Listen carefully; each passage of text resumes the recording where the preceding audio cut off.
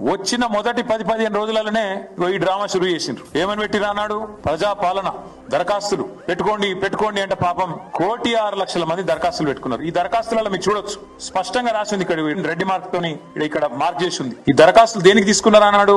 దేనికంటే మహాలక్ష్మి, రైతు భరోసా, గృహజ్యోతి, ఇందిరమ్మ ఇండ్లు, చేయూత పథకంల కొరకు రాష్ట్ర ప్రభుత్వం స్వీకరించింది. ప్రజాపాలన అయిపోయినాక చెప్పింది, మేము స్వీకరించినాం దరఖాస్తులు, మాకు దరఖాస్తులు అందినాయి, ముట్టినాయి అని చెప్పింది. ఇది ప్రజాపాలనలో కాంగ్రెస్ ప్రభుత్వమే ఆనాడు రైతు భరోసా కోసం కూడా రాష్ట్రంలోని రైతులందరి దగ్గర సమాచారం సేకరించింది. ప్రభుత్వం దగ్గర ఉండాలి. అది కాకుండా విచిత్రం ఏంటంటే ఇప్పుడు మళ్ళొక్కసారి కొత్త డ్రామా. మొన్నటిదాకా కులగణన అని చెప్పి రాయించుకోమన్నాం, అంతకుముందేమో ప్రజాపాలన అని చెప్పి ఆగమాగం చేసింది. చాంతాడంత లైన్లు కట్టించారు ఎక్కడికక్కడ. ఇప్పుడు మళ్ళా కొత్తగా రైతులు ఊళ్ళల్లో ప్రమాణ పత్రం ఇవ్వాలి, ఇస్తేనే మేము మీకు పైసలు ఇస్తాం. మేము అందుకే అంటున్నాం, ఆనాడు కేసీఆర్ గారేమో రైతును శాసించే స్థాయికి తీసుకొచ్చింది. రైతు శాసించాలే, ప్రభుత్వ అధికారులను గాని, వ్యవసాయ శాఖను గాని, రెవెన్యూ శాఖను గాని రైతు శాసించేటట్టు ఉండాలని కేసీఆర్ గారు కలలు కన్నారు. వీళ్ళేమో రైతు యాచించాలే, రైతు అడుక్కోవాలి, రైతును బిచ్చగాని చేయాలి, రైతు అధికారుల ముందు సాగిలపడాలి అన్నట్టుగా వీళ్ళ వ్యవహారం ఉన్నది.